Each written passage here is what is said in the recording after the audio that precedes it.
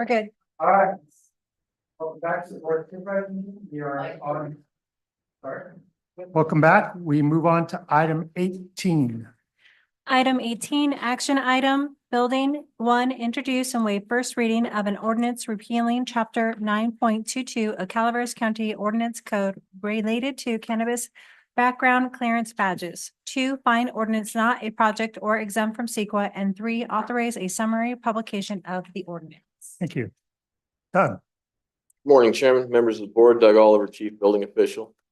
I want to start this item with something that I don't think you've heard from me yet, and that is an apology. There's some relevant information I should have put in this board memo, a couple of dates and some information that was shared between me and your board moving up to this meeting that probably would have helped knock down a few of the questions from the public and from members of your board. So I apologize for not providing that information in my haste to get this to you before the end of the year. It just slipped my mind, so I will endeavor to do more to be more detailed in matters as sensitive. That being said, what I'd like to do is briefly go through those items. As your board is aware, on September 12th of 2023, your board heard a presentation from the building department regarding the cannabis program, and in that was a question about what to do with the cannabis background clearance badges. And it was a sentiment of your board that I should bring this back to have it repealed. Now, what I didn't add to this document was that April of this year, we did bring it forward to your board and it was voted down 3-2. However, on May 14th, your board expressed an interest to bring that back, directed me on that day to bring it back. While I was preparing to bring that back, however, we, in our daily inspections of those cannabis sites, identified a handful of bad actors, and we determined approximately 20% of the cannabis industry was out of compliance on several items. And I'm not talking about simply, fire extinguisher being out of place or something like that. There were substantial issues. And so I brought, I came to your board during staff announcements on July 13th and let your board know that we were going to give you monthly updates. And I didn't feel comfortable bringing anything to your board until such time as the cannabis industry demonstrated that they had a willingness to comply at a greater degree. Now, I did proceed with those monthly updates, and we did go out and do everything we could to encourage the cannabis industry. And I will say that the support of your board and also to a large degree the support of the good actors in the cannabis industry, we saw a huge turnaround in relatively short order. It took about 2 months, and I was able to send an email to your board September 20 of this year to identify that we've turned that around to approximately 2% out of compliance. Everyone else had gained substantial compliance, and I felt comfortable in moving forward. And in that time, we also identified a few other issues that were causing complications.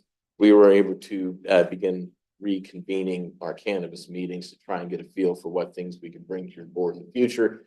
And at this point, I'd like to just give you some basic information. Cannabis badges currently, we have 1,025 that are currently badged. Now that was increased dramatically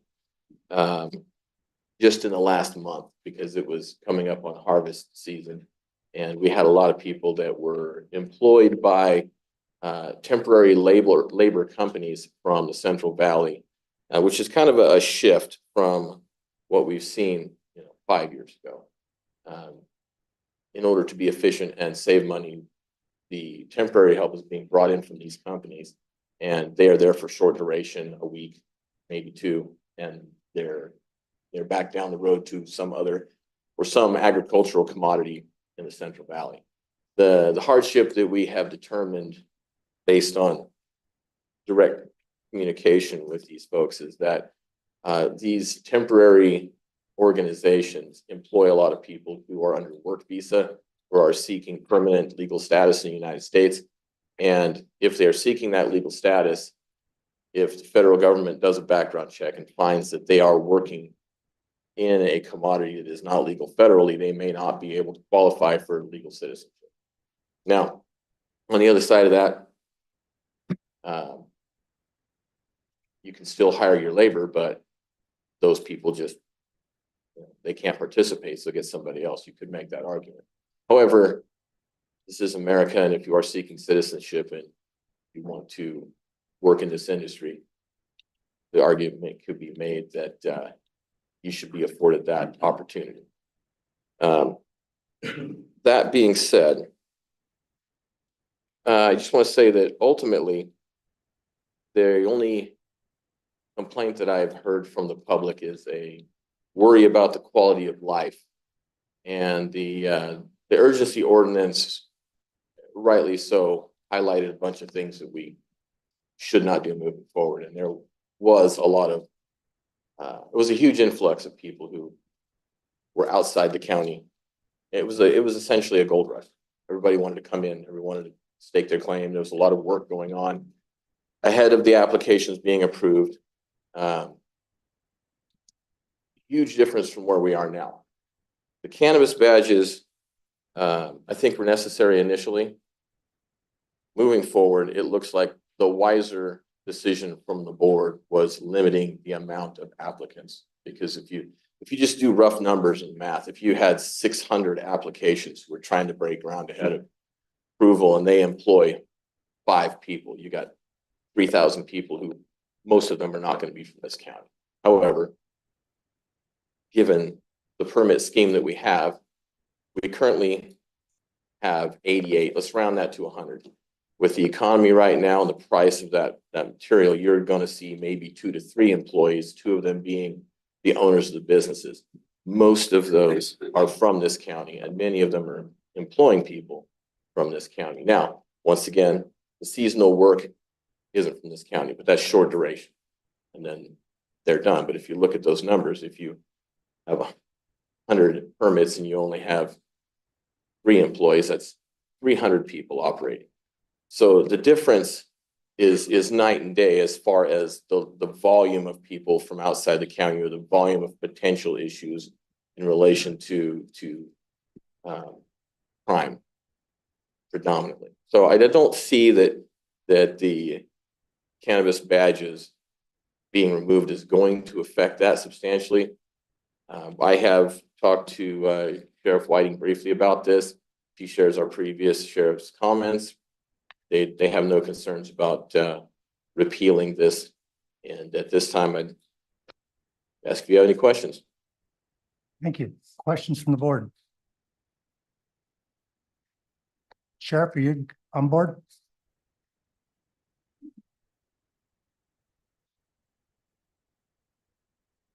Good morning.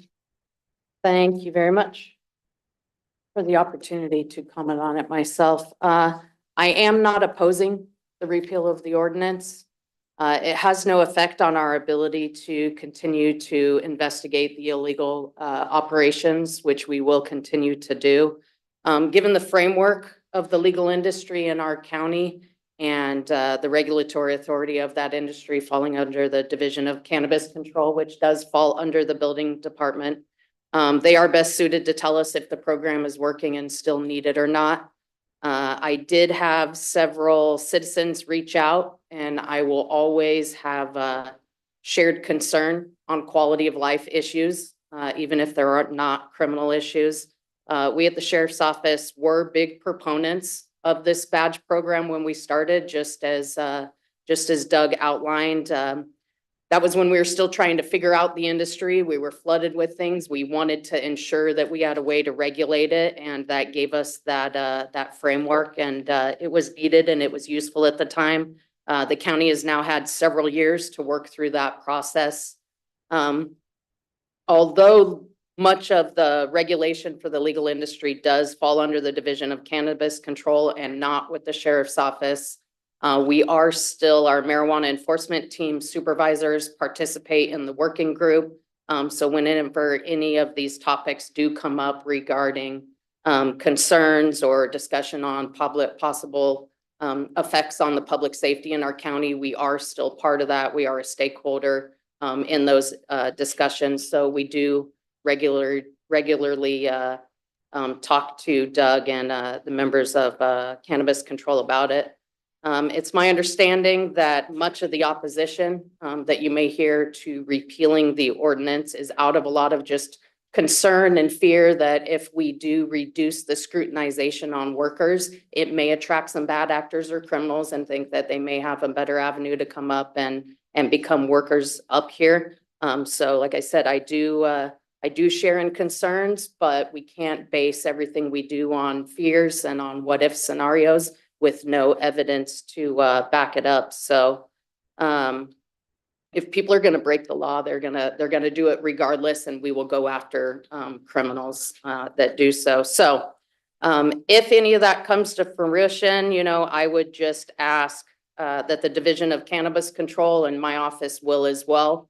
If you guys repeal it today, we will closely monitor, and if there are any negative unanticipated causations, that we bring this back before the board in 6 months and review it with amendments to further rectify it, much as we've had to do over the years of once we started the legal industry. Some things work, some things don't. We can't anticipate every causation of our decisions, but if that changes and we're seeing a negative effect on our citizens, then we bring it back before the board. So that's my opinion. Thank you, Sheriff. Very well. Questions from the board? Okay. There's no questions from the board. I'll open this up for public comment. There are 2 cannabis items on the agenda today. I would ask that you address 922 in your comments rather than the taxation issue. And if you can queue up, it makes it go quicker. So come on up, sir. Okay. I'm Richard Golan, District 5 resident. And I would like to respectfully ask the Board of Supervisors to retain this current provision for the background checks and the badges. Our previous speaker from, I believe it was the building department, did say that there had been some bad actors. And indeed, I think there could be some in the future. And I think it's a matter of public safety. I think that we ordinary citizens would like to feel assured that we do not have any potential crime problems where we near where we live, work, or travel due to cannabis grow sites. And so I think it's a matter of public safety for us. And I think it's a matter of public safety for any of our government officials that may find a need to visit any of the grow sites. And it would be an extra assurance that they will not be ambushed or assaulted. So I ask you to retain this provision in the law. Thank you.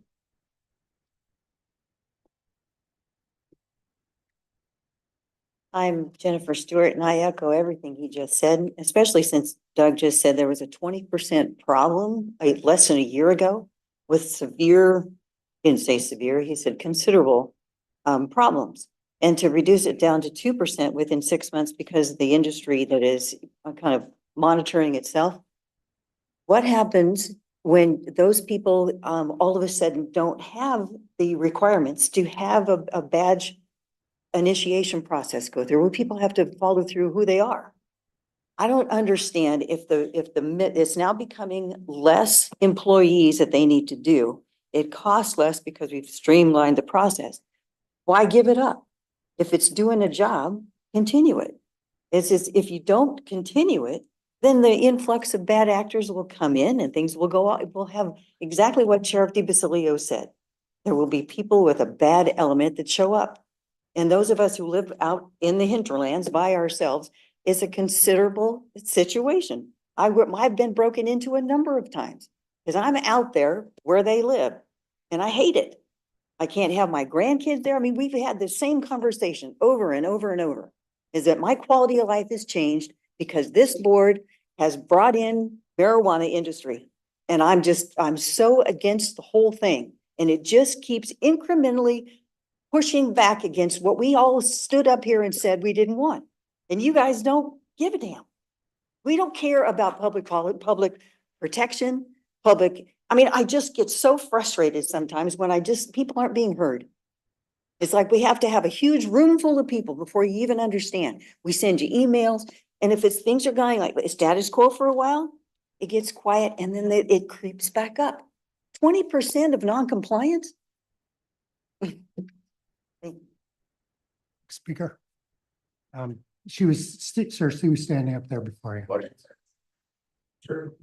So I think my name's Colin Breitenjack. I own Final Touch Wellness, up off Fullen Road.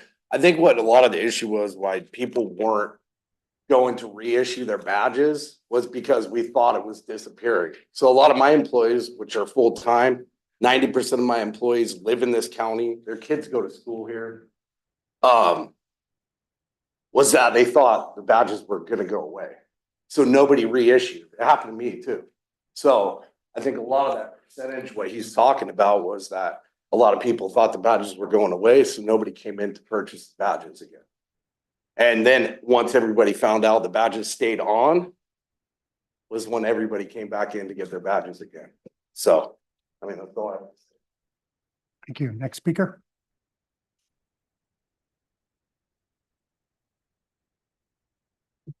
Hi, Dina Morris. I would just like to say that I really wish you would not repeal this.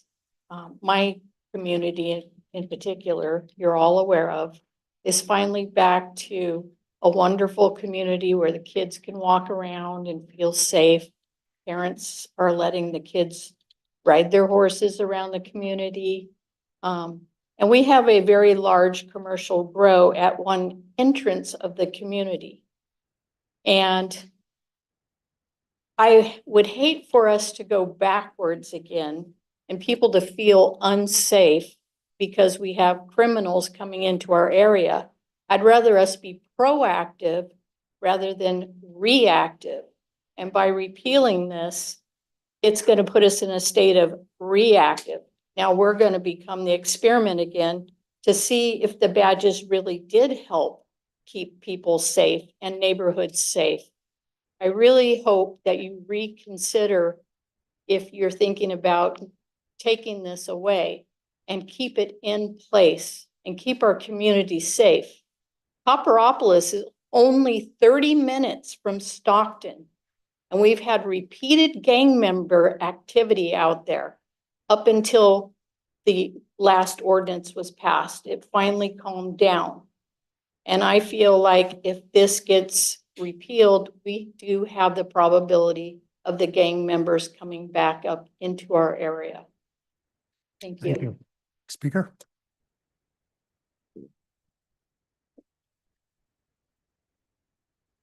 Hi, Board. My name is Elaine St. John, and I live in Copperopolis. I actually have a badge. I'm very proud of this badge. It was awarded to me by the Lyon County Sheriff, Brad Pope, when I helped him. I think this is a problem for the sheriffs if you look at what Prop 36 just did and how that could possibly impact the budget there. So, you know, there could be saturation campaigns if we find that there are gang members that are coming up, the bad players. I work at Town Square, and I can't imagine, I'm a real estate agent as well. So I think this is going to affect my industry. If I'm in Town Square and there's some people that come over from the grow that is, you know, at the entrance of the county, and, you know, they look kind of disheveled, that could be a problem for us. It could be a safety problem, but it could also hurt our economy. So I really am in favor of keeping badges. The background checks is very important. We need to know who the good people are and who the bad people are. There's nothing wrong with that. And I know that there has been kind of a shift going toward being a little bit more lenient, but you're talking about drugs. That's what this is. And these are drug dealers. Some of them are good and some of them are bad. But, you know, you can't rely on people being good unless you have a good safety net. And we need a good safety net. That's what we're asking for. Just protect us, keep our safety. That's the bottom line. Thank you. Other public comment? If you'd like to speak, if you could queue up, that'll make it faster. Vicky, please. Yes, Vicki Rainke, Calaveras County.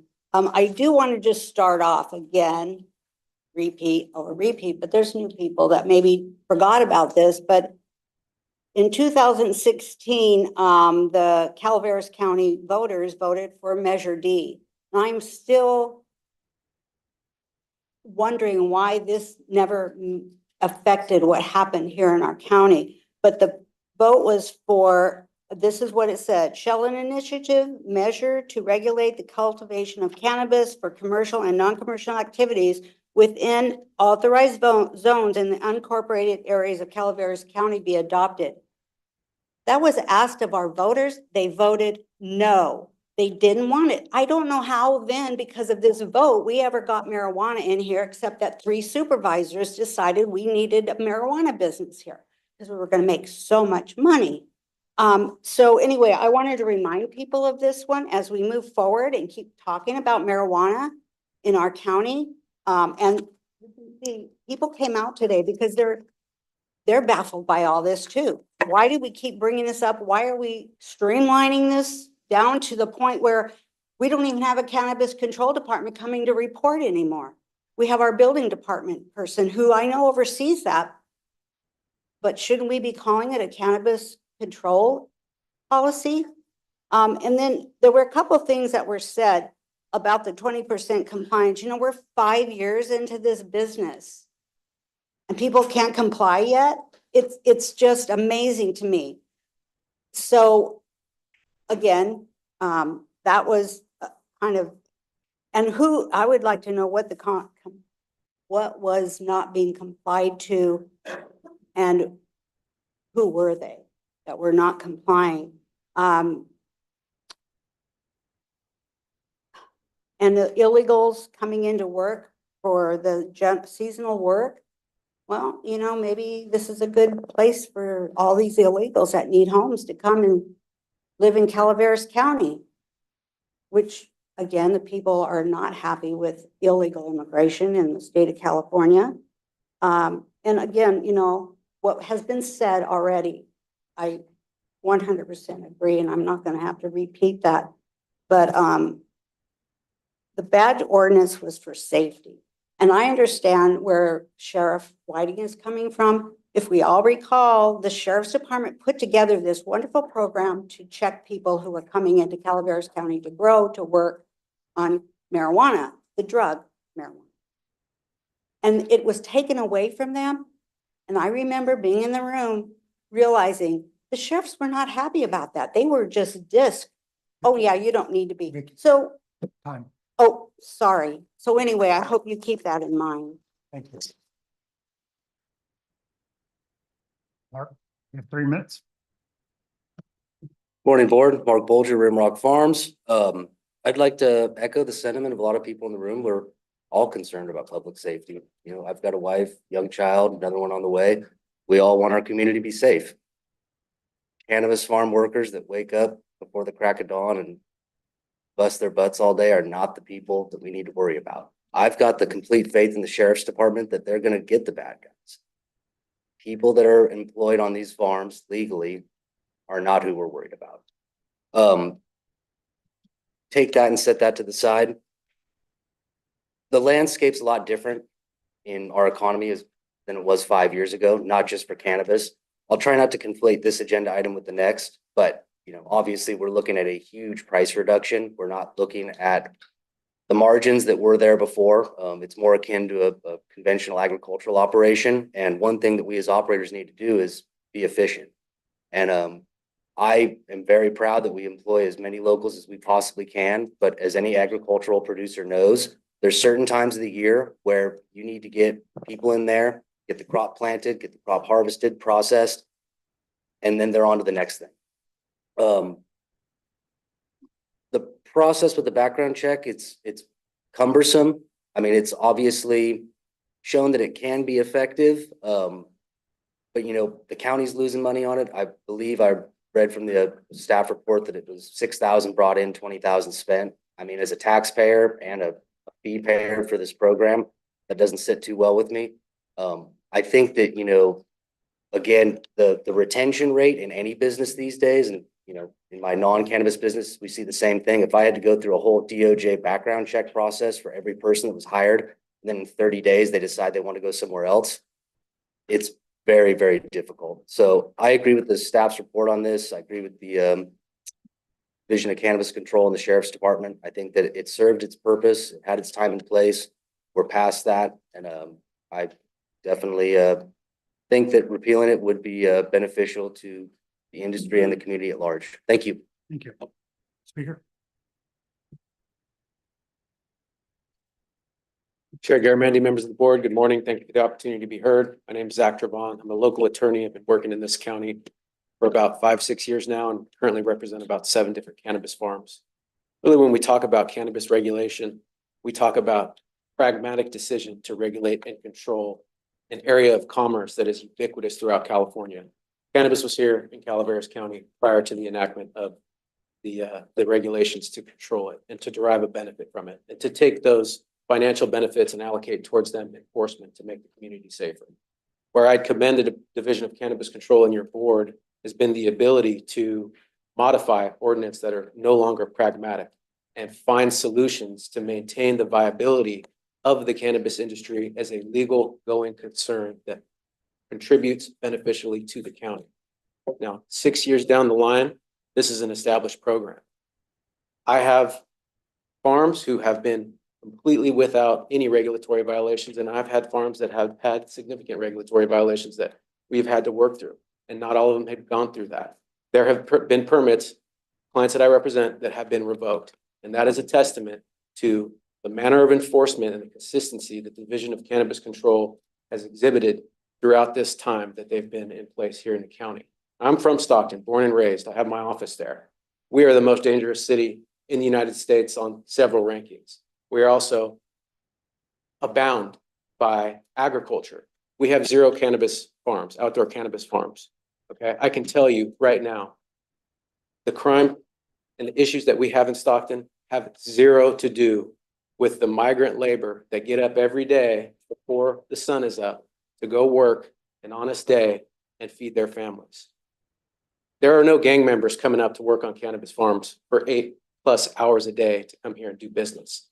So the same issues that we're experiencing with compliance and the same issues that the county is experiencing with enforcement, it's an ineffectual policy. These farms are now established. We've been able to weed out predominantly the bad actors here. This is an ineffectual provision in this ordinance, and I would support the repeal of this today for all of these reasons. It's losing money. It's an impediment to commerce. It's difficult to comply with, and it's difficult to enforce. It makes no sense to continue this. I appreciate your thoughtful consideration. Thank you. Thank you. Sure. Come on down. Good morning, board. So I'm trying to run a business, and this makes it way more difficult. And it's kind of feeding into the reputation that Calaveras has. So I think we should really get rid of it. I remember, I think Burrito was still on the board when you guys directed staff the first time. Doug wasn't around. It was Greg. Said get rid of the badges. It wasn't working. It didn't matter. We have temporary employees. There's no point in background checking. Nobody does it to any normal business. We're basically normal business. We all want to have that. Just treat us like normal businesses. We're running businesses. This is like an onerous, ridiculous process. And and I agree with some people. I don't want to smell a bunch of weed in the town square because that's where I go to buy my meth. And so just can't be doing that. So it's ridiculous. Everybody's just looking for whatever they want to say about it. They hate weed, so they're going to say whatever they can throw at us all. But it's costing the county money. It's costing me money. We're struggling. County's struggling. It's just ridiculous. Don't get rid of this thing. And it's been 4 years, I think, or 5 years since I first told staff to get rid of it. Thank you. Thank you. Al?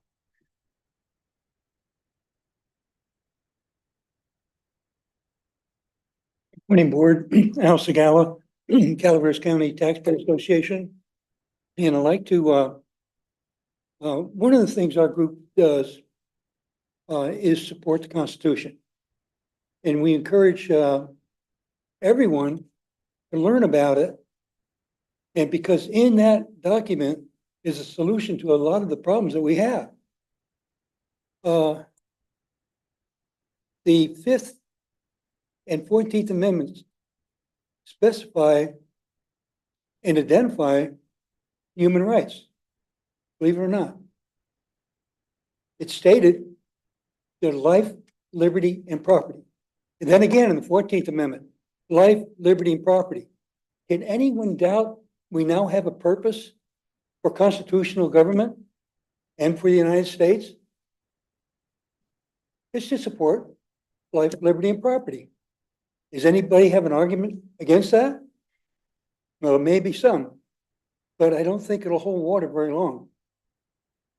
So if we look at this ordinance, we have to look at the history of regulation in the United States. We had alcohol prohibition. And I drink wine. But I think that people learned because of the implementation of prohibition that it wasn't working and it was bringing about a worse result. It was creating an underground economy. Actually, probably created the mafia, for all I know. So we have a really complicated can of worms in front of us now. And we're trying to figure out what government can do to make it better. What government can do to make it better.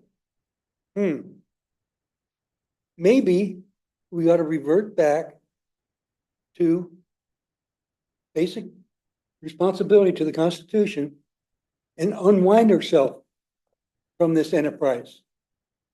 There's so many things already in place as far as to correct problems, like when they harvest the buds, there's ways to stop the odor. I mean, it doesn't take brain science for that. And as far as people coming in, we rather than try to detect their character with a badge or something, why not let the our already instituted law take place? Oh, Thank you. thank you. Other public comment in the room? Is there any online? We have no online public comment. Very well, I'll bring it back to the board. Questions? With your permission, I'd like to answer a few of the questions that came forward. Certainly. Ultimately, the concern is how do we keep crime from happening? Well, the badge program doesn't prevent that. Because people who have badges can still commit crime. They can still violate health and safety regulations. Unwittingly, sometimes they do. Knowingly, sometimes they do. This industry is no different than any other industry. However, there's one exception to that, and that is that in your board's wisdom, you made it very, very easy to revoke a permit for not complying with many different layers of regulation. And that's been used to great effect in the last year and a half. And I think that, and I will say once again, the good actors in the cannabis industry really support what we're doing, which has been, since your board has delegated this authority to us, educate first, then enforce. And we've been educating for several years. The training wheels have come off. They made a great point. It's been 5 years. Correct. We have been educating for 5 years. We're now in enforcement mode. Everyone who knows the rules and wanted to be good actors, they're playing by the rules. If they don't know the rule, we give it to them. Now it is, you have 10 days or we revoke your license. Or we have a warrant, they secured cannabis, here's your code enforcement notice, here's your revocation, you can't grow in the county anymore. This is a working model. The enforcement tools we have for the rest of the ordinance are effective and they're fast. And they have worked in taking care of some pretty bad situations that you ask any grower that heard about it on the wind, they say, yeah, that made us look bad. We don't need that here. And it is working. And we will continue to enforce in that manner. The training wheels are off. This badge scenario didn't help with that. It was everything else your board did in the ordinance to make it effective enforcement. And we can stand behind that. Thank you. Stopper, why don't you lead us now? Okay, unfortunately, I get more than 3 minutes. You can have as much time as you Mr. need. Oliver, thank you for your work that you're doing. You know, we've had many discussions. I've been here, whether on this side of the dais or the other side of the dais, you know, since 2015. And I was solidly against the original urgency ordinance and how it was crafted because of the problems it caused. I thought there was a better way, and you brought it up. There is a better way, and we passed that from my perspective into 2020, 2019, 2020. But we passed that, and that filter has done us good when it comes to bringing in the good actors, the ones we're dealing with today. Doug, your scrutiny, you're very intelligent. I have to dial you back sometimes from my perspective because you start overthinking things and complicate them. And then sometimes, you know, you dial it back after a minute and it's like we come to an agreement and, you know, but that's a testament to you. You take your job seriously. You're very intelligent. Sometimes we can not go with a complicated equation and start using addition and subtraction. The sheriff, I appreciate the job they do. I was talking to a couple school officials and a deputy the other day, and the best job we can all do, even as a board, is it says on the cars, protect and serve. Reacting to a crime is the sheriff's department's job. But if they're able to prevent a crime before it happens, they're doing their job correctly. And that was the thought we had in our minds when we brought forward this badge system to give the tools, because we created, the board created, along with people that crafted this ordinance, the badge process, not the sheriff's department. Sheriff's department had input.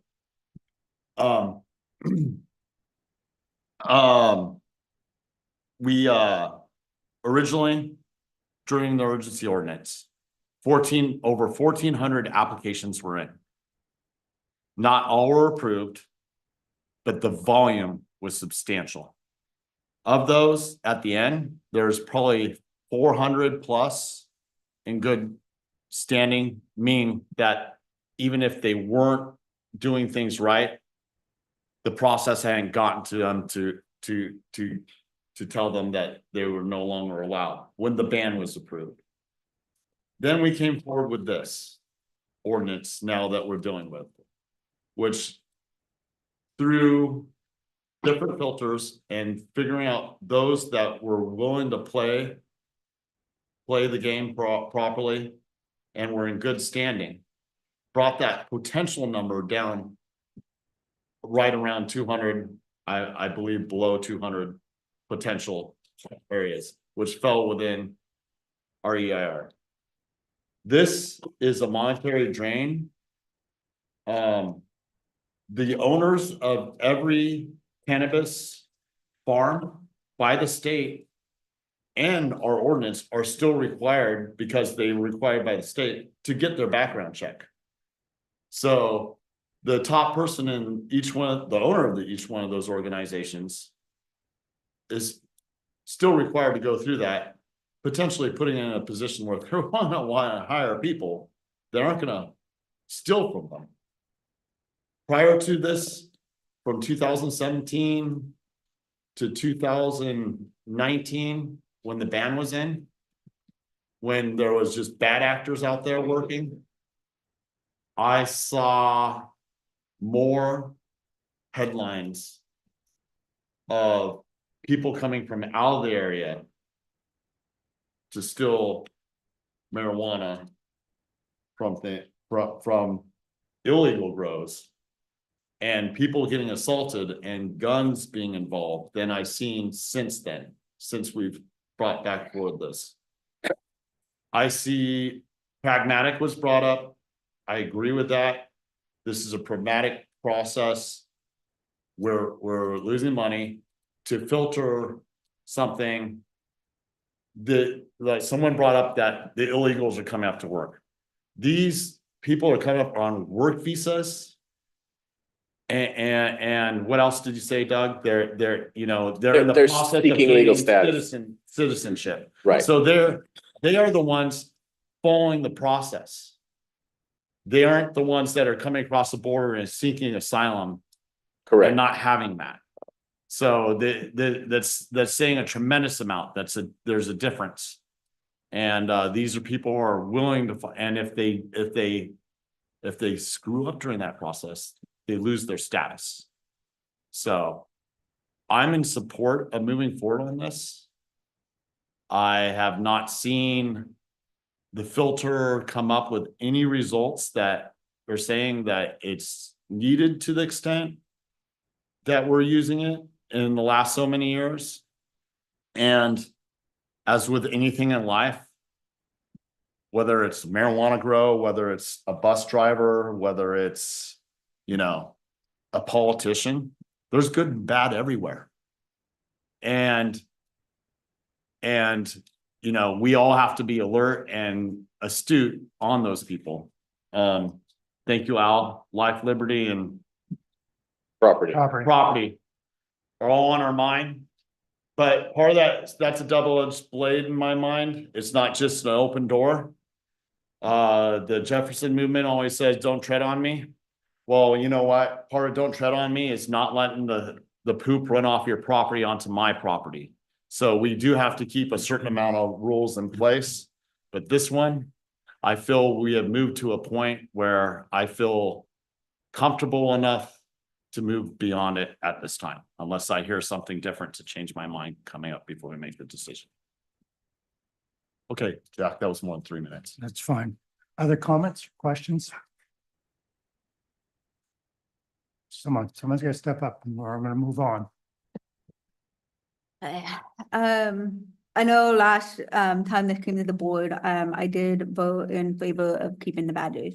After going through another harvest season and hearing not just from staff, talking with the sheriff and the workers, it's come to a realization how difficult it is for them to continue to operate and to recruit, to get workers. Outside of just having seasonal workers come from the valley, we have our own migrant population right here in this county with the vineyards and other commodities that of a workforce. And it is challenging right now with these badges for them to go back and forth between this commodity and the other commodities they're working for in this county. And they're having to go outside of the county to bring those dollars back to support the families that they are living here, whether we want to admit that or not. We do have that population. And listening to those individuals that are trying to also, outside of maybe being a bus driver, trying to get extra money, we're all struggling with paying gas at the tank. They want to get that extra income, and it's a challenge for them to go through the process because of the length that it takes. And I believe Bolger mentioned it, by the time they get through it, they've already found another job or they're not interested anymore because of the length. And so I will be supporting staff recommendation based on the conversations that I've had with those individuals over the last couple months, because it is hurting those individuals right here in this county. I know that is not what individuals want to hear me say, but I've taken enough time, I feel, from April to now to learn and get that information and talk to individuals that I believe it needs to be, we need to make it easier to keep these businesses running and keeping those that want to stay here employed. I understand that they are working with other outfits outside, bringing them in from the Central Valley, but I don't believe they would be doing that if they did not have an easier time here to recruit those individuals and keep their workforce here locally, with the current population that we have that is willing to do that job. So I, like Supervisor Stopper, will be supporting staff recommendation. Thank you. If we could keep conversations in the audience down a little bit, be appreciated. Supervisor Hubbard? Thank you, Chair. I too am going to change my position on this, after having had the time to talk to the Sheriff's Department, to Captain Sturm. And then with Mr. Oliver's position and staff report, and having been out to these grows and seeing these workforces, and seeing the people that work 8 hours a day doing this type of work, I feel it is time to repeal this. So I will be voting to repeal. Thank you. Supervisor Toffenelli? Thank you, Mr. Chair. You know, it's been a long time ago, but things haven't changed as far as what I'm looking out here in the audience. We still have on the left, we still have on the right, which during all the time that this thing was going on was what happened. So even things have changed, they haven't. And I will not be supporting this. I will not be supporting this because of a couple of reasons. One is we still have people that are very afraid of what's going on. I understand not everybody's bad, it's not, but still we have the members of the public that we represent that do not feel safe. Myself, I have grows around my residential subdivision. And I hear from those people all the time. Some of them look right down on a couple of them. Some drive home past some of them, and they're still very afraid. That hasn't changed. I think when we hear about how well it's doing and how safe it is on these places and hear from these other supervisors, I think that's because of the badge system. It's working. Now you're going to eliminate it. Come back here in a year from now, you may not hear the same thing because it's been eliminated. Anybody can come and they hire anybody they want. At least it's showing that the badge system is working and at least keeps our constituents feeling safe. And that is part of our job, is to make sure that our constituents are safe and feel safe.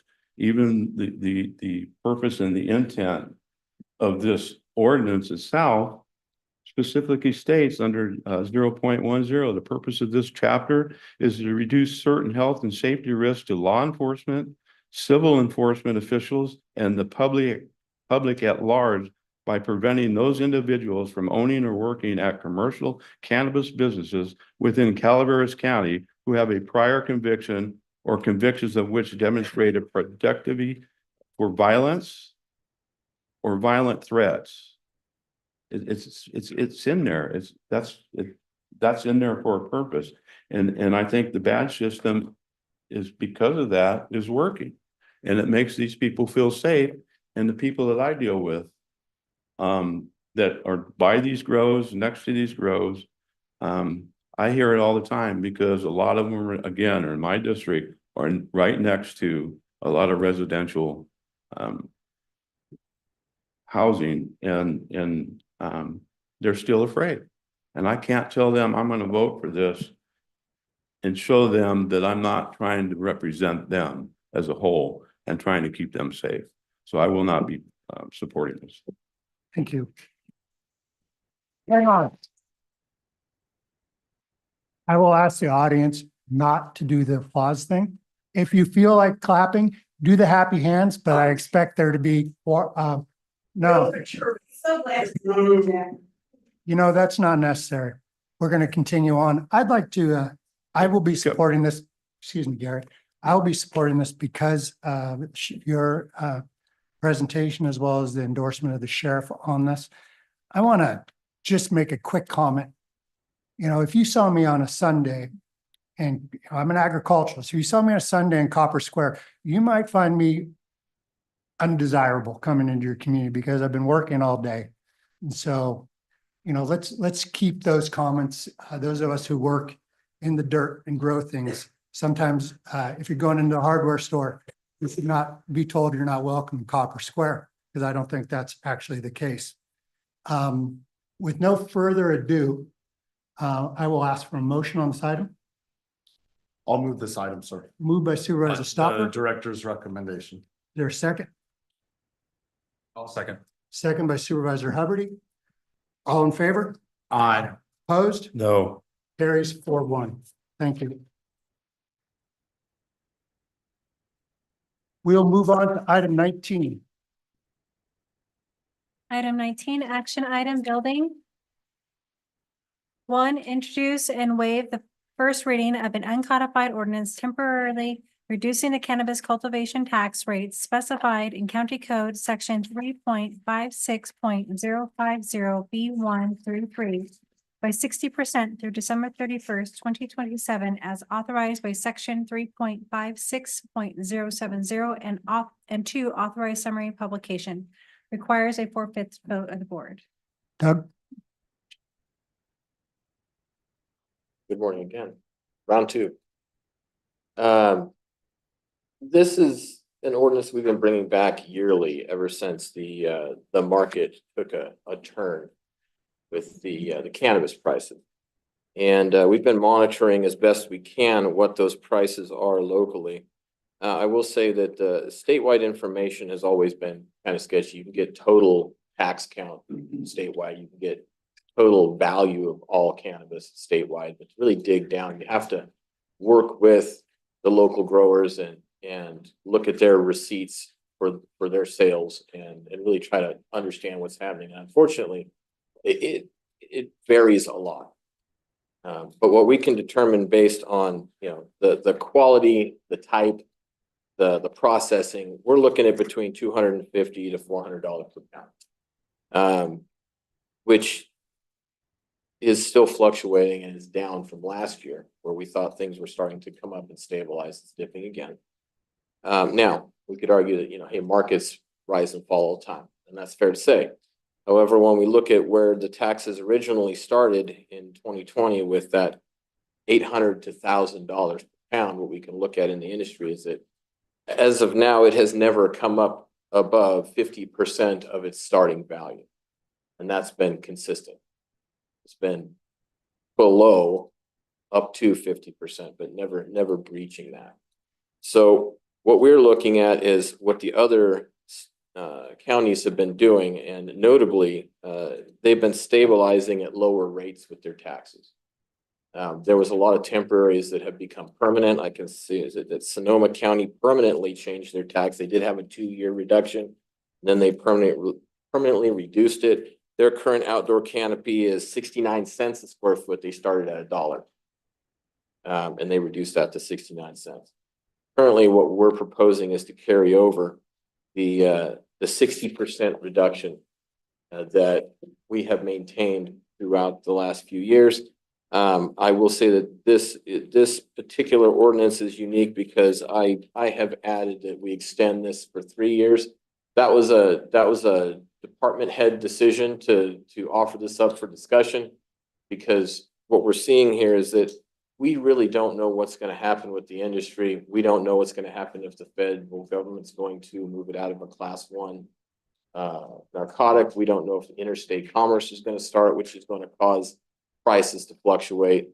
And ultimately, if everyone else is stabilizing that we're aware of at a lower rate, a substantially lower rate in some cases, we may want to consider having more discussions about a permanent reduction to coincide with the permanent reduction in value.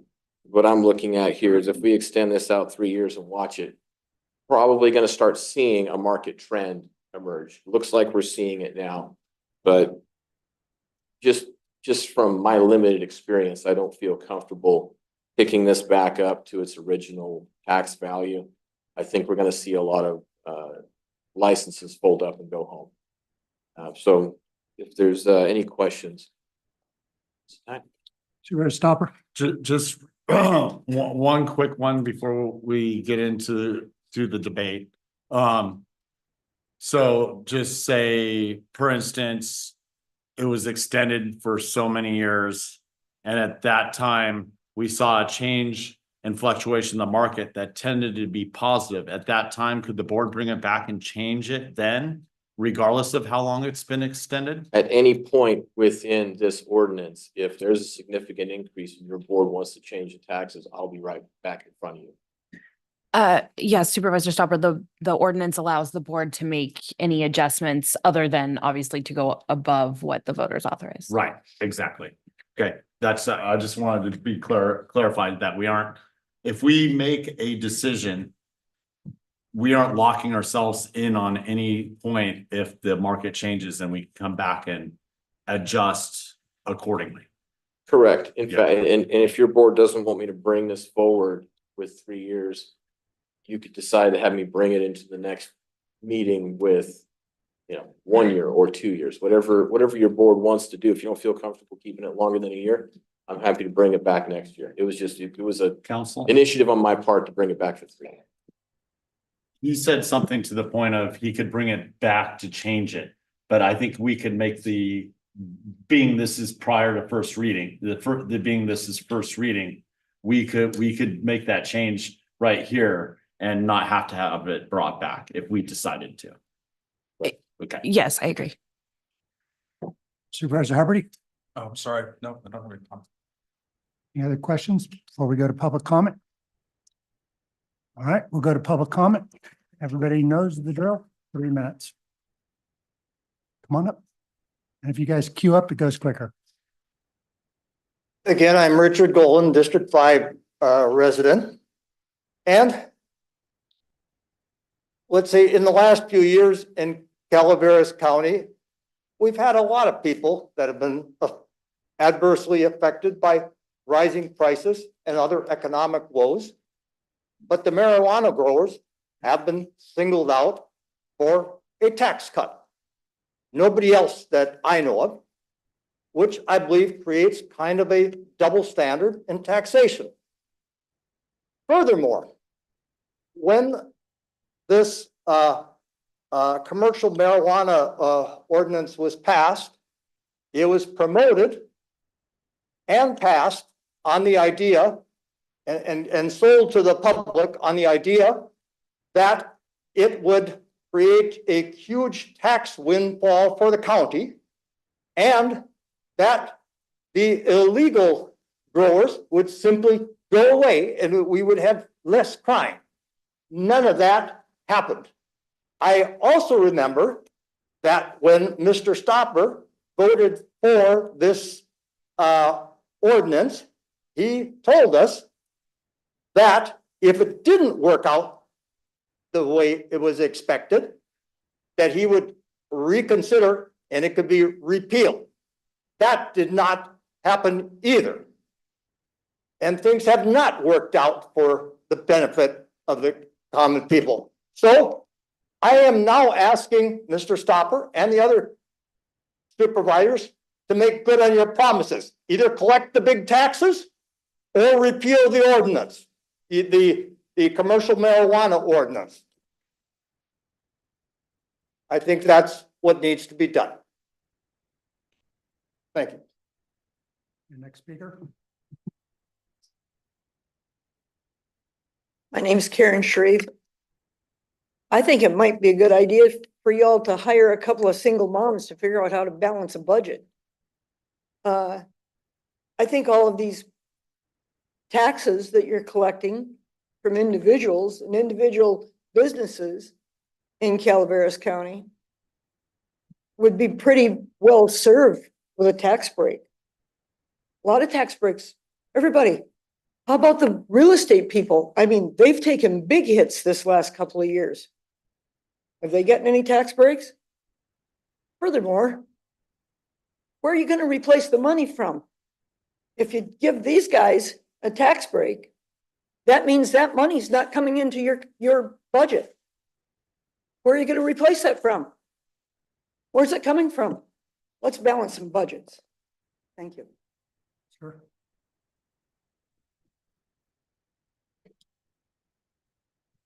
Lance Frankie from Angels Camp.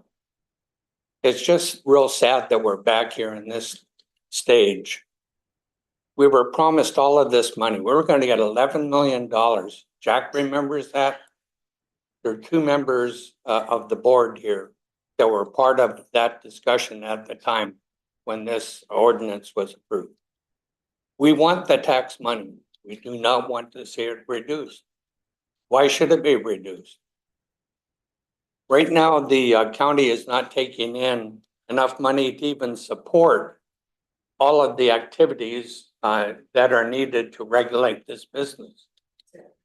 So you're just digging yourself more in a hole. If they can't make the money, they just need to go out of business, just like anyone else. That's what happens. Things change. You can't make it in the business, you go out of business. You don't get a reduction in tax. I've never gotten a reduction in tax in my life. I'm still paying huge amounts of money on property tax. Why can't that be reduced for me? Easy. So I oppose this. I hope my representative, Amanda, you will oppose. That's my request. Thank you. Ms. Weatherby? Aurora Weatherby, District 5.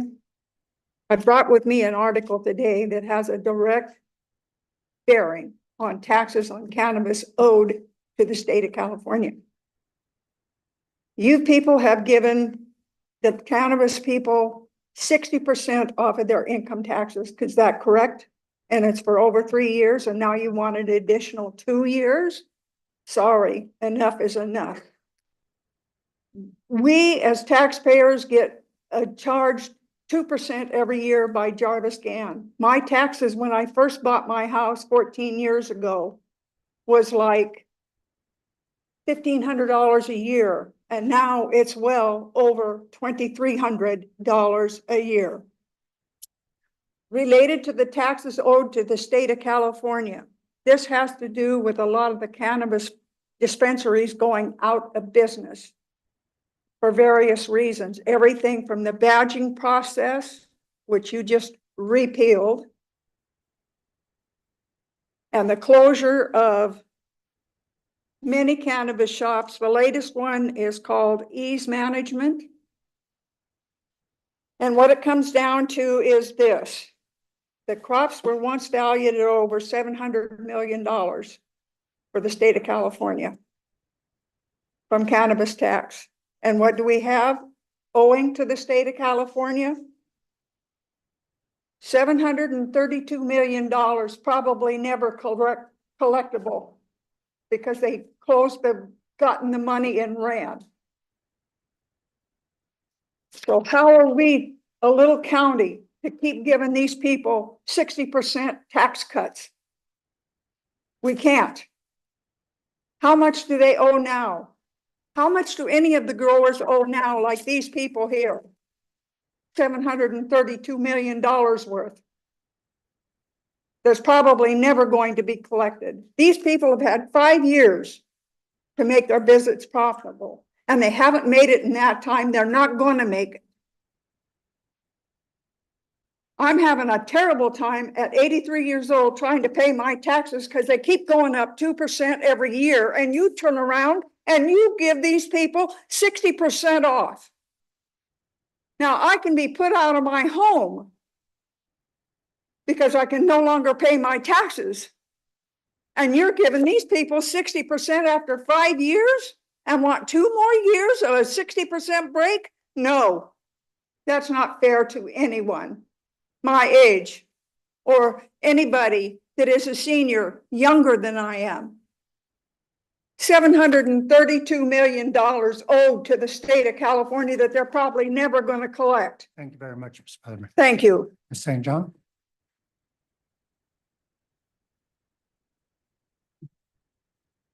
Hi, Elaine St. John. I heard Mr. Oliver say that this business is like every other business. That's a direct quote. Well, I don't see any other businesses asking for a tax break. I really don't. And I'm having a hard time. I'm a real estate agent. We're not making any money. The economy is bad. I would love a tax break too. I mean, we all want free money, but it's not possible. We have to have a budget. And I have friends that work in the dirt. Don Christopher from Christopher Ranch Garlic. He works in the dirt. He's my brother-in-law. I also have a rice farmer. I've never been personally called out by a supervisor before. That was bad. That was really very bad. But anyway, I know you all made up your mind, and we're here anyway, just giving us our First Amendment right. And I hope you will not give them the tax break because everyone's suffering. Thank you. Which, Jennifer, Vicky, which one of you wants to go next?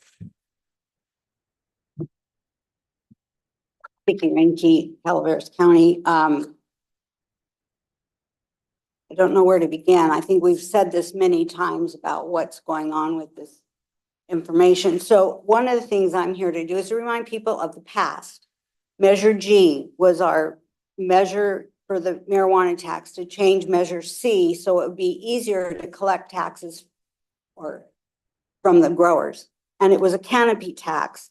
And the initiative that was on the ballot said establishing maximum cannabis activities tax rates not to exceed $7 per square foot for canopy. So we never had a $7 tax. It's started at $2. When the people read this, they thought, oh, wow, we're going to get $7 a square foot. No, it's never been. And then what do you guys do? You make it 80 cents a square foot by reducing it 60%. The people are so tired of being lied to by government. They're tired of saying, oh, this is what we're going to do. And it gets changed. And so, you know what? I'm sorry, but it's true. They need to pay their taxes. They need to pay the money they promised us when we were all in discussion. Oh, we're going to be able to pay you. Sorry that the price of marijuana went down. Oh, well, you need to evaluate your business. And if you can't make it, you go out of business. And sadly, it's happening all over California, but I don't feel sorry because I don't believe in Calaveras County being a product for marijuana. Just to let you know, there was a report put out by it was a 2023 agriculture crop livestock report, was out recently on the Board of Supervisors, and they showed an estimated product value of the marijuana here at $29,877,500. Oh, and they can't afford to pay their taxes? So, you know, we are tired of being the wool pulled over our eyes, made to believe that we're stupid, that we don't get it. And it's true, we're all struggling. So please do not extend this tax break. Thank you. Ms. Smith?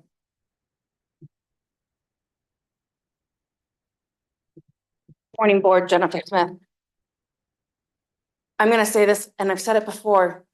I think the biggest problem we have is that we're calling this a tax. It is a business. It is a fee to operate. It is not a tax. And we can't call it a fee because we know government cannot make more money on fees than it is to regulate a program, a building permit, or whatever it is. So to sit up here and have to listen to people insult us and say that we're getting a reduction in taxes, we pay our property taxes, we pay unsecured business taxes, we pay employment taxes, we pay sales taxes. Every input that goes into our farms is paid at retail, and sales tax is paid on that. We pay employment taxes, we pay income taxes.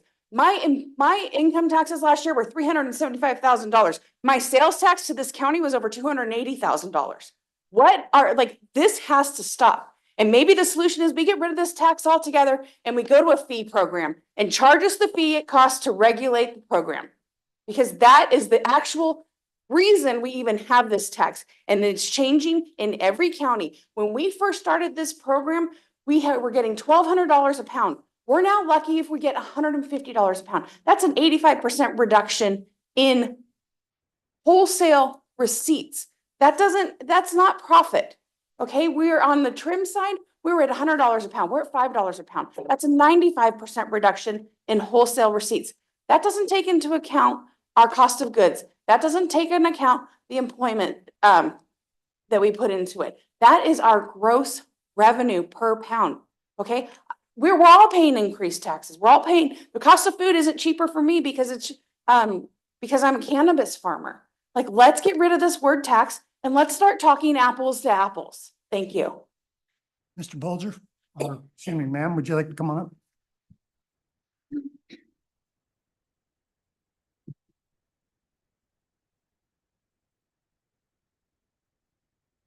You're very polite.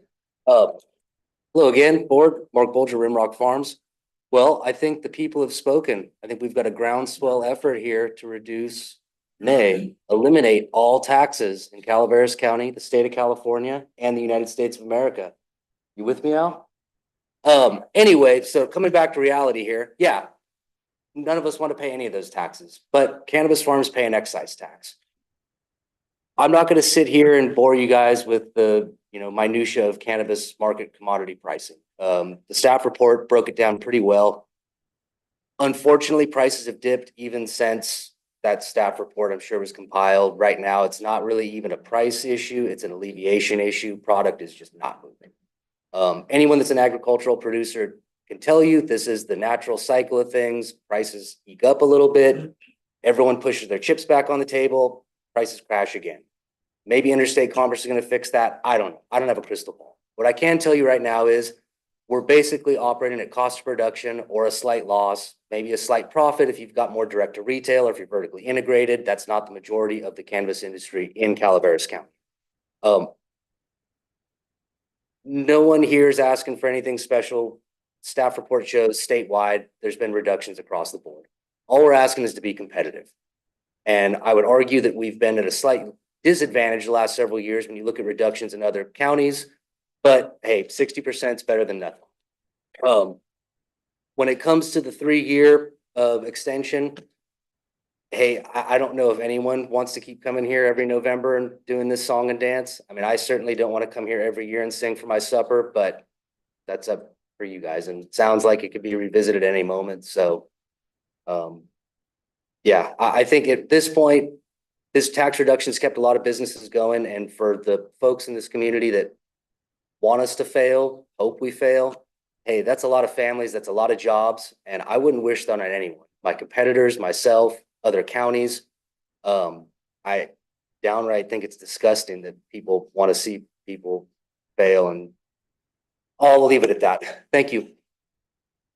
Birch, Jennifer, one of you's got to come up.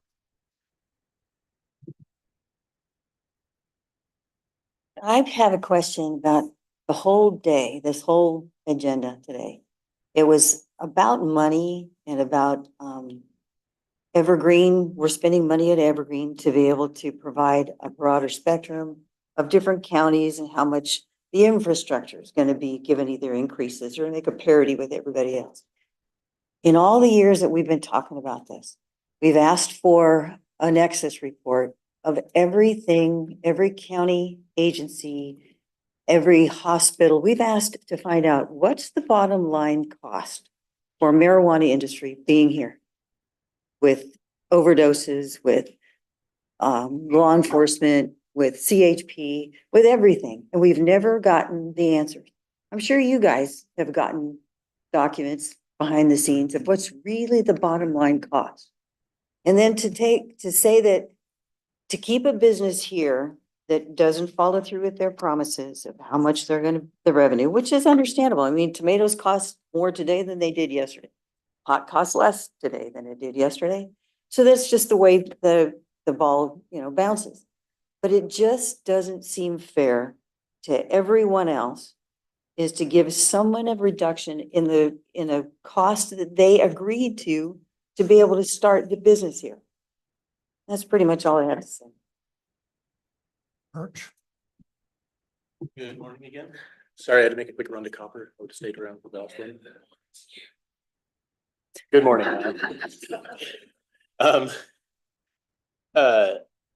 was really surprised to hear the Republican Central Committee say that we need to put an excise tax on retirees and real estate and everything else. It's really surprising. I never would have thought I'd hear that from them. But we're very, we want to be treated like a normal industry, and we're not. We're the only ones paying this excise tax on, our activity. Our industry is suffering. If we were doing it like on a linear kind of trajectory, you guys would have given us like a 1% tax now based on how the prices used to be. And I think you should do that. I think we shouldn't just reduce this thing, but go down to zero for a little bit and try and incubate this industry. If we want economic growth, maybe want to treat it like normal business. Like, we're not excising your cows, Jack. Excising your museum, Martin. Steel's not getting a special tax either, Gary. So it seems, you can shear the sheep a bunch of times, but you can only eat that land once. And I would just urge you guys to increase it beyond 60. Take 5 years so we don't have to keep coming back talking at you. We don't have to hear how much everybody in certain parts of the county hate marijuana and wish it never was here. And they're never going to have a constructive thing to add to this conversation. It would be cool not to come and do this all the time. So I'd urge you guys to do it for a long time. Go bigger than 60. We're hearing a lot of counties are trying to incubate the industry. We employ a lot of people. We don't do crime. We don't do all this other stuff to be helpful for us and to be helpful for my family and my kids, right? Co-workers, employees, be helpful for the people that hate us too. We could spend more and save more. So please reduce or eliminate. Thank you. Is there any further public comment in the room?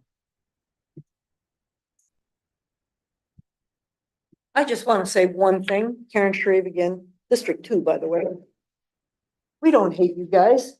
You could For address. crying out loud, Excuse we're me, glad ma'am. that you're producing. You could I'm address the sorry. board. We don't hate those guys. We don't. We don't. We wish that they would find businesses that would help us. If it's not working for them in cannabis, find another crop. We want them here. We want commerce here. We want things to grow in Calaveras County. We want our economy to grow. If it's not working for cannabis, do something else. Maybe get a tax break. Zach? Chair Garamendi, members of the board, again, Zach Trevon, thank you for the time. I think everyone should keep in mind, before we had cannabis tax here in Calaveras, there was no dollars coming in from legal cannabis businesses. There was only money going out to enforce against illegal cannabis businesses. At that time, you've heard it here before, and I'll say it again, the price was hovering between $1,000 and $1,200 a pound. We've now lost over 66% of that value, and you're seeing an attrition rate statewide amongst cannabis licensees, where at the peak, we had over 9,000 cannabis licenses statewide. Now that's about 5,000 cannabis licenses statewide. You're seeing cities and counties across the state react to those market conditions to maintain the viability of their legal industry. Because without the legal industry, all we are left with is illegal operations that comply with no regulations, they follow no laws, they have no regard for their fellow community members, and they contribute nothing to the local economy. And so again, as part of a pragmatic policy solution to adjust with these market conditions in order to maintain the viability of this multi-million-dollar source of revenue here in the county from legal tax-paying businesses, again, the same businesses and the same people that pay all of the same taxes that traditional businesses and individuals pay. This is an additional special tax based on an additional special commercial activity. And it is critical to maintain the viability of this legal industry here in California that we extend this tax reduction. I'm here in full support of staff's recommendation in this regard. I appreciate your thoughtful consideration on this. And again, thank you for your time. Thank you. Further comment in the room? Is there any comment online? We have no online public comment. Very well, I'll bring it back to the board for further discussion and comments. And you're leading us off in this. There's quite a few things brought up.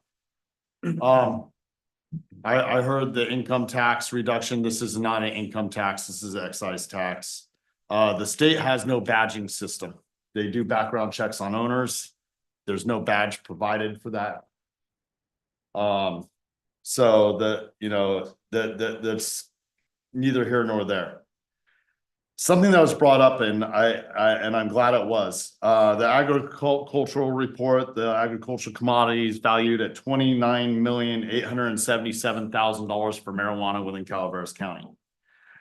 At the same time, $2 million that's very same year, $2.8 million taxes was excise tax were collected from that as that one sole excise tax. That's 9.3% of the total commodity. That's almost 10%. Now that's on top of them paying their gross receipts sales taxes. That's on top of them paying the 100% of what and 2% going up every year on their assessed taxes for the buildings and everything they own, on top of their income tax spending, everything. So every business in Calaveras County, when they pay their taxes that they think should be reduced, I think my taxes should be reduced, but I can't reduce them and I wouldn't do them just for me. But at that point, these business owners are paying everything you do, going up the same rate you do, plus another 9.3% on gross. So, no, it's 9.3%. It is correct. On, now we passed this as a board to go out to the vote of the people. The people voted on it. Since we've had this forward, because people are like, follow up and they actually collect the money. We've collected a total of $12,923,069 from this industry on the excise tax alone. I would like to hear about one business within that time or within the last decade for that matter that has paid that much in taxes to Calaveras County, separate from all the other normal taxes. So none.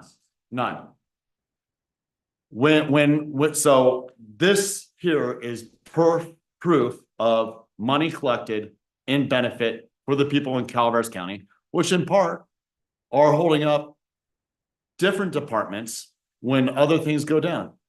Nothing against you, Mr. Oliver. For one, you benefit from this because building in the county across the state has gone down and you're not benefiting from the permit fees for your department. So this is helped to backfill in some of that because it's general fund money on that almost $13 million within the last 4 years. So from my train of thought, the Indians had it right. When they hunted the buffalo, they only took what they needed. And then my ancestors came in and they annihilated the herd. And then we didn't have any buffalo around. I'm not going to kill the herd off so I can feed everyone for one day and not have anything in the future. I think that we need to be pragmatic moving forward and move with the market when it comes to this excise tax. The rest is set in stone and they will pay their full amount as put forward. That's where I stand on this. Other comments from the board? All right, any comments online? We already checked online. Is there a motion? Please. Thank you, Mr. Chair. I voted for this last time, and it was a couple of reasons why I didn't vote for this last time. One of it was we did not know at the time what the state was going to do with their budget. We looked like we'd having could have some big cuts to the county, which they had done in the past. And I felt that because of the building department's budget at the time, building to slow down, that it was needed in order to continue and not have drastic cuts. So that's the reasons why I voted for it the last time. And some of the other comments, I'm not going to vote for it this time because I think it's the people voted on it. They haven't got what they voted on since it was voted in. But I got to say, when it's talked about other businesses don't pay taxes like this, they would if the people voted for it. if an initiative came onto the ballot and they said, I'm in the steel industry, that every pound of steel needs to be taxed $1 that you use, then I would be paying $1 for every tax that I use, every pound that I use of steel. So that's what the people voted on. That's what the people in Calaveras County felt that they wanted, and that's why it's here. We wouldn't be sitting here addressing it if it failed, but it didn't fail. So the only way to reduce that, to go back to that, is put another initiative on the ballot that says to repeal it. So we are where we are, and that's what we're supposed to be upholding, is what it is. And we've been trying to give a break to this business for the last 5 years. And we have, but at some point we say, hey, we need to go to what was actually voted on and where people think we should be. So I can't support this. All right. Bring it back. Are there any further comments or a motion to approve? I'll make the motion to introduce and waive first reading of an uncodified ordinance temporarily reducing the cannabis cultivation tax rate specified in County Code Section 3.56050B 1-3 by 60% through December 31st, 2027, as authorized by Section 3.56.070 and authorized summary publication. And you all know this takes a 4/5 vote. All right, is there a second? I'll second. Second by, motion by Supervisor Stopper, second by Supervisor Hubbard. All in favor? Aye. Opposed? No. Carries 4-1. Very well, we'll move on to supervisor announcements. In compliance with Government Code 53232.3D, board members shall provide brief reports on any meetings attended at the expense of the local agency and may make other announcements or report out. Supervisor Hubbard, do you want to begin? Yes, thank you, Chair. I'd like to start off by commending the Big Tree State Park. They were successfully able to do the 1,300-acre burn, which actually, just wait a minute. Why don't you give it a minute while this clears out? Former Supervisor Clapp, if you guys are done, take it outside. Thank you.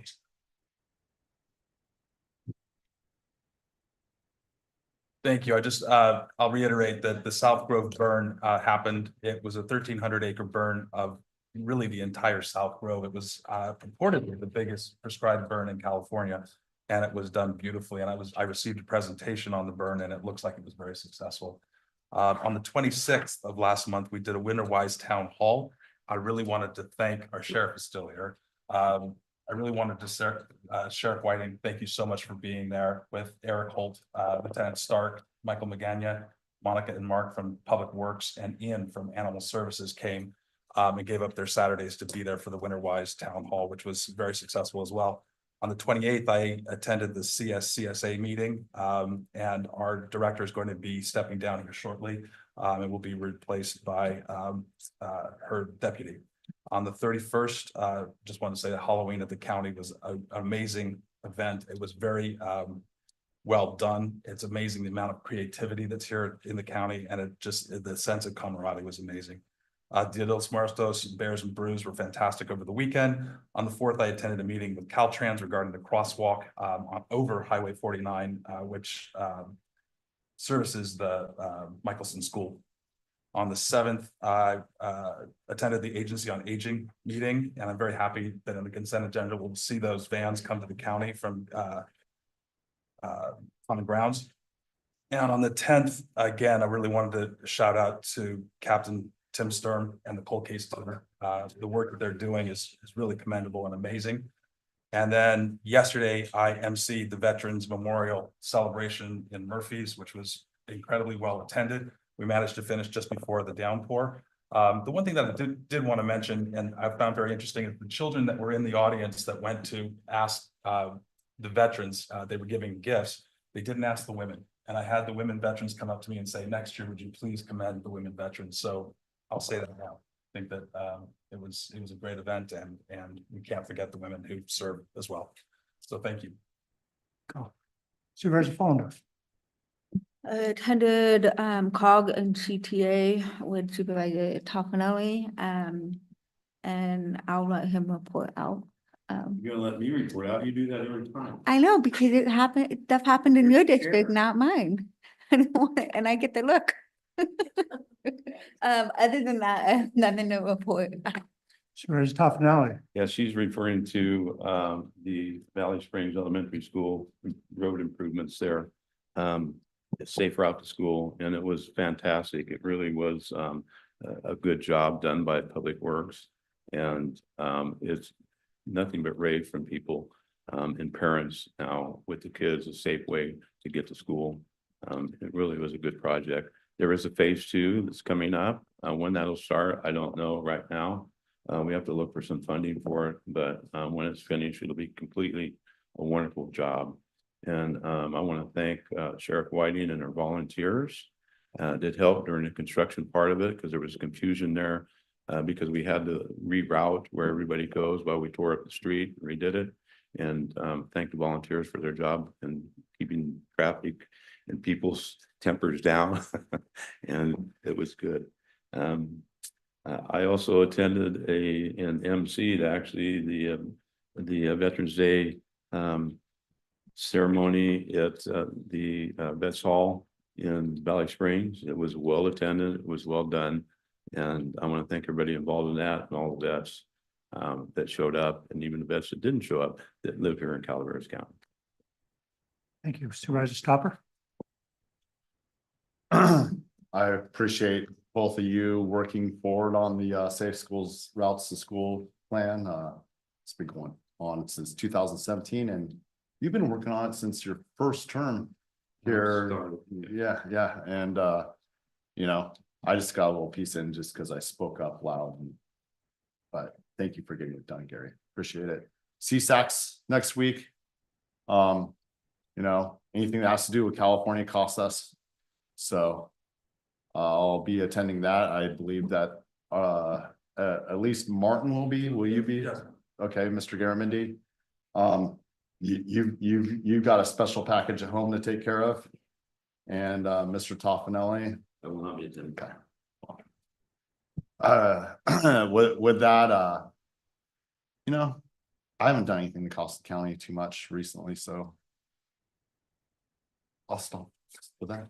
Very good. There's nothing I'm required by the law to report. I'd like to welcome Supervisor-elect Hendel, who's monitoring us today. Good to see you, and she will be attending CSAC also. So, any, Madam CEO, anything? Madam Council? Madam Clerk? Yep. Very well, we stand